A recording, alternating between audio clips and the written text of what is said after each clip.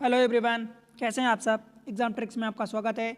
देखो दोस्त, government of India ministry of railway ने अपनी रेलवे रिक्रूटमेंट बोर्ड ने वैकेंसी निकाली है। वेरियस पोस्ट पर वैकेंसी निकली है। मैं आपको डिटेल में सब कुछ बताऊंगा। Recruitment of the various ministerial and isolated category, मतलब मिनिस्ट्रियल पोस्ट के लिए निकली है। अच्छी खासी पोस्ट होती हैं ये, आपको अगर आइडिया हो तो। देखो, हम सब कुछ पढ़ेंगे, इसके बारे में बताएंगे, बात करेंगे, जानकारी पूरी हो मिलेगी आपको यहाँ पर।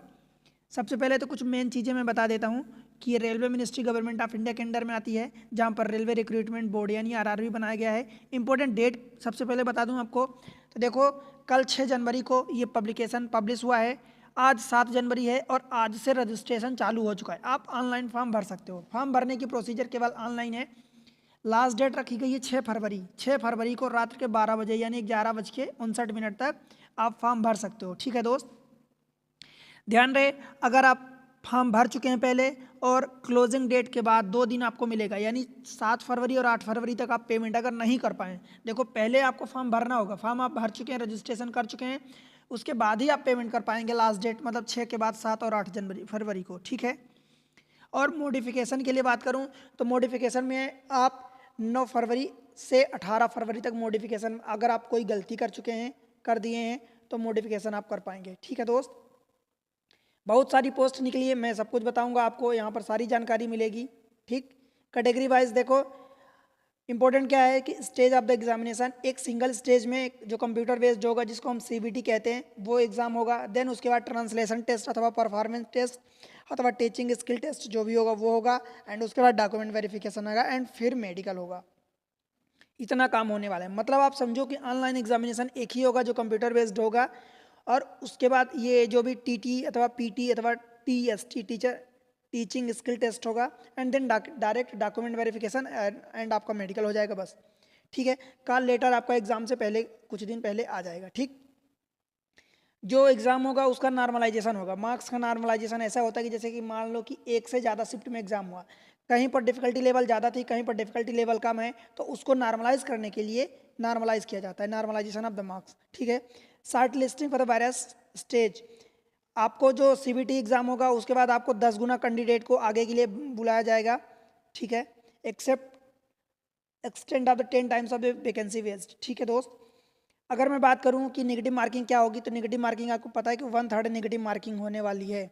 ठीक है, फिर selected candidate will have to undergo training, अगर आप सेलेक्ट हो जाते तो आपको ट्रेनिंग में जाना पड़ेगा। ट्रेनिंग के टाइम में जो भी स्टेपनेट दिया जाएगा वो आपको मिलेगा। ठीक है, selected candidate will have to execute security and indemnity bond आपको देना पड़ेगा। ठीक है दोस्त, जितना भी रहेगा वो आपको पता चल जाएगा। फिर मेडिकल स्टैंडर्ड भी होगा। मेडिकल स्टैंडर्ड में आपकी फिटनेस, ठीक है, डॉक्यूमेंट वेरिफिकेशन एक्सेट्रा जो भी चीज़ें रहती है वो रहेगी। फिटनेस में क्या रहेगा, देखो मेडिकल स्टैंडर्ड में B1 C1 C2 ऐसा है। तो B1 में क्या है, physically fit in all respect. आपको पता है कि विजन भी आपका होना चाहिए, नियर विजन, डिस्टेंट विजन। ठीक, वो हो गया B1 में। C1 में physically fit in all respect, मतलब डिस्टेंस विजन आपका ये होना चाहिए। C2 physically fit in all respect, right. फिर फॉर्म भरोगे तो आपके लिए कुछ एलिजिबिलिटी क्राइटेरिया भी होती है। तो नेशनलिटी में क्या चलेगा कि अगर आप सिटीजन ऑफ इंडिया हैं, सिटीजन ऑफ नेपाल भूटान है, वो चलेगा। तिब्बतन रिफ्यूजी हैं जो 1962 की एक 1 जनवरी डेट होती है उससे हैं, राइट।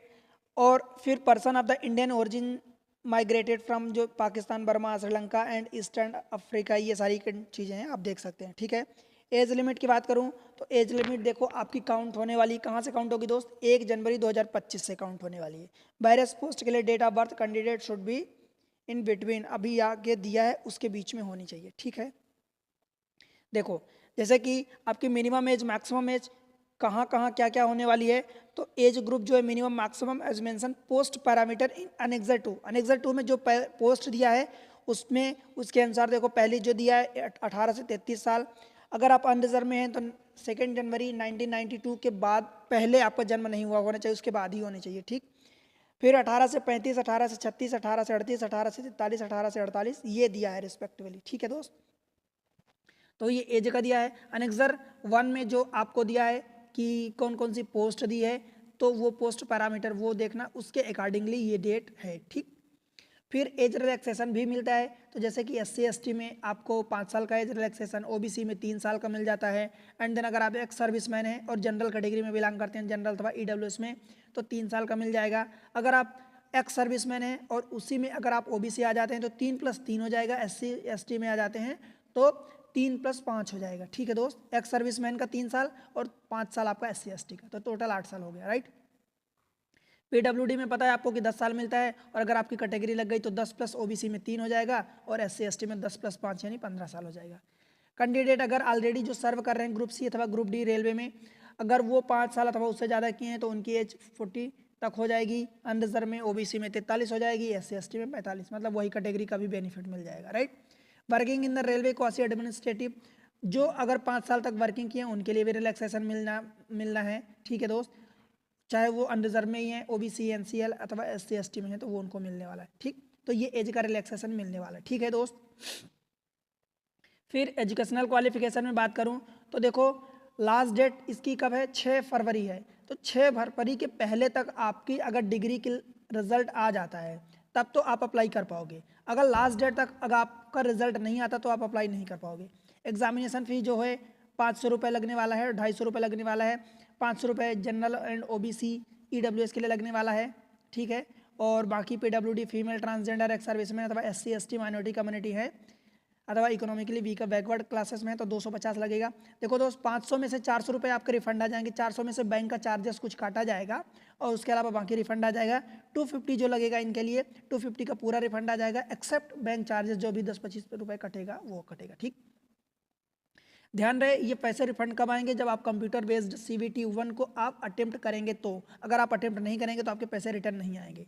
मोड ऑफ एप्लीकेशन जो पेमेंट करेंगे तो वो केवल ऑनलाइन पेमेंट कर पाएंगे। ठीक है दोस्त, वर्टिकल रिजर्वेशन मिलता है। वर्टिकल रिजर्वेशन का मतलब ये होता है कि जैसे आपको जनरल के थ्रू जनरल कैटेगरी में है, देन उसके बाद OBC SC ST ये जो भी कैटेगरी में आते हैं तो वो वर्टिकल रिजर्वेशन होता है। ठीक, हॉरिजॉन्टल रिजर्वेशन ये होता है कि मान लो कि आप OBC में आते हैं और OBC में फिर कास्ट वाइज आपको या कैटेगरी वाइज, मतलब कि जैसे PWD में है या एक्स सर्विसमैन है तो ये हॉरिजॉन्टल में आ जाता है। ठीक, आगे बात करूँ दोस्त तो देखो फिर मेन चीज़ें मैं आपको बताता हूँ। वैसे तो बहुत सारी अननेसेसरी की चीज़ें दी रहती है, पर मेन चीज़ें मैं आपको बताऊँगा, राइट।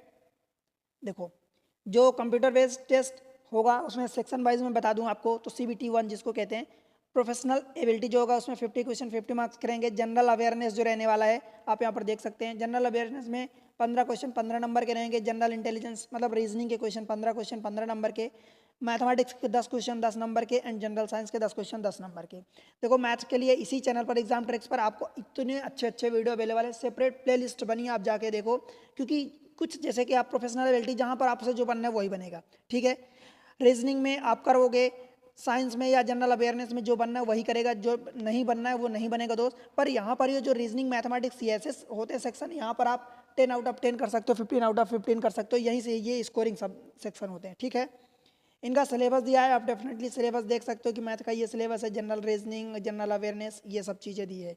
ठीक है, ये जो CBT 1 होने वाला है ये जूनियर ट्रांसलेटर अथवा हिंदी के लिए नहीं होने वाला है। इसके लिए क्या होगा, तो single computer based test will be conducted follow by quasi translation test. अब जो क्वासी ये होगा, जो क्वेश्चन पेपर सेल भी 2 लैंग्वेज में होगा, design test equally both language English and Hindi language. ठीक है, at least 50% question will be design to at least language proficiency. ठीक है, 20% इंग्लिश में होगा, 30% हिंदी में होगा, राइट। उसके आगे देखो परफॉर्मेंस टेस्ट अथवा टेस्ट टीचिंग स्किल टेस्ट, ये होगा CBT 100 मार्क्स का होगा। ठीक है, ये पैरा में दिया आगे, परफॉर्मेंस PT टेस्ट अथवा टीचिंग स्किल टेस्ट। ठीक है दोस्त, देन डॉक्यूमेंट वेरिफिकेशन होगा, जो भी आप डॉक्यूमेंट्स ओरिजिनल लगेगा आपको वो सब होना दिखाना पड़ेगा, ले जाना पड़ेगा। नॉर्मलाइजेशन ऑफ द मार्क्स ये आपको मैं बता चुका हूँ, अप्लाई कैसे करोगे, RRB की वेबसाइट पर जाओ। ठीक है दोस्त, क्वालिफिकेशन एंड रिजर्वेशन वो सारी चीज़ें देखो, आप वहाँ पर अप्लाई करो। ठीक, फिर इंपॉर्टेंट चीज़ें देखो मैं आपको बता दिया हूँ। आपको क्या डॉक्यूमेंट्स में अभी फॉर्म जब भरोगे तो क्या लगेगा, आपका फोटो लगेगा, सिग्नेचर लगेगा, सिग्नेचर स्मॉल लेटर में होना चाहिए। ठीक है दोस्त, देन आपका सिग्नेचर के बाद फिर आपको रिटर्न डिक्लेरेशन लगेगा, राइट। वो चीज़ें जो बेसिक है वही लगेंगी, कुछ एक्स्ट्रा में नहीं लगेगा। ठीक, तो ये सारी चीज़ें सारी इन्फॉर्मेशन मैं आपको बता दिया हूँ, मेन चीज़ें आप यहाँ से देख सकते हो। बस आप अप्लाई करो दोस्त। आप कहाँ से अप्लाई कर रहे हो, कौन से जोन के लिए अप्लाई कर रहे हो, ये कमेंट सेक्शन में आप बताना। और ऐसे इन्फॉर्मेशन के लिए वीडियो को लाइक कर दो, चैनल को सब्सक्राइब कर दो और अपने दोस्तों के साथ सबके साथ शेयर कर दो, सबको ये इन्फॉर्मेशन मिल जाए, ठीक है। और मिनिस्ट्रियल की जो पोस्ट दी है वो आगे आप इसी मेन एग्जाम में देखोगे, आपको सारी चीज़ें मिल जाएगी। देखो जो भी आप कैटेगरी वाइज अप्लाई करते हो तो उस कैटेगरी का कास्ट सर्टिफिकेट यानी जाति प्रमाण पत्र वो आपका होना चाहिए एक अथॉरिटी के थ्रू, ठीक है दोस्त। तो ये सब अप्लाई करो, कमेंट सेक्शन में बताओ। और चैनल आपका है, इसी पर मैथमेटिक्स की वीडियो अवेलेबल है और बहुत सारी वैकेंसीज की वीडियो अवेलेबल है, सबको देखो और अपने दोस्तों तक पहुँचाओ, ठीक है। तो मिलते हैं अगले इन्फॉर्मेशन में या वीडियो में, तब तक के लिए बाय बाय।